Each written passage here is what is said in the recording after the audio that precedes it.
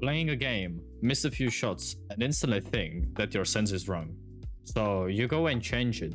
Or maybe you just copy a pro setting, hoping it'll fix the underlying issue with your aim and mechanics. It might feel good for a few rounds, but then again, you start whiffing, so you go and change it once more, and get stuck in this never-ending cycle. But maybe the issue isn't your sense after all. This has probably happened to most of us, but here's the thing. Perfect sensitivity, it doesn't exist and is kind of a misnomer among players even at the pro level. And same goes for muscle memory. But that's for another video, so let me know if you would want to see that as well.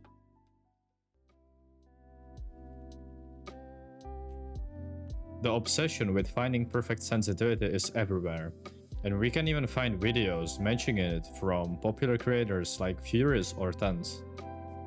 You see people copy settings from people like Zekan or Dawn, thinking, if I'll use their sense, it'll make me aim better. And people who claim with their videos that this sense is OP or similar don't really help this common problem. There might even be a honeymoon phase of sorts after changing it, because some players actually believe that it helps them. But rather soon than later, it wears off and they feel stuck again.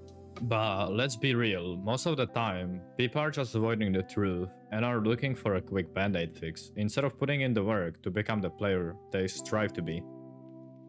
But all this constant obsession with finding your perfect sense does is get our minds off the things that actually matter. Now that we know why people obsess about finding the sense so much, I will explain why it actually doesn't exist. A study by NVIDIA researchers actually backs this up. They've tested FPS players across a wide range of sensitivities and found that there is no single best setting. Instead, they discovered a range where most players performed well, which was between 20 to 80 centimeters per 360. And for you who don't know what cm per 360 is, it is the amount of distance your mouse needs to travel on your mousepad to do a full 360 turn in game. So 20 centimeters means a higher sense, while 80 means lower sense.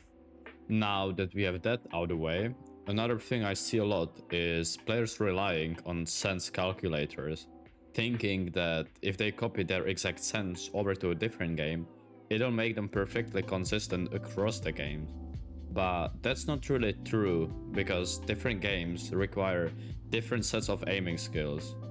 For example, here's a comparison of someone playing CS, where targets move relatively slowly and you need to be really precise, so you can get away with using a slower sense. But that same sensitivity would be absurd to use in a game like Overwatch, and more specifically heroes like Tracer, where the player needs to turn around quickly and do all sorts of fast movements.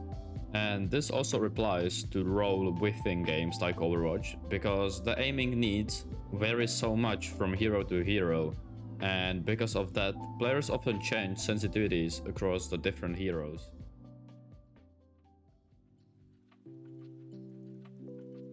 Now, I want to focus on what actually matters.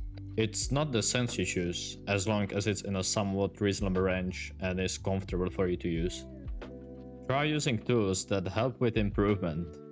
Aim trainers like Kovacs or Aim Labs help me with my mouse control immensely, and I'm a far better player for it. That said, it's important to balance your time between aim trainers and playing the actual game, because there are some mechanics you just can't learn outside of the game. So when you go change your sense next time, remember, there is no perfect one waiting for you.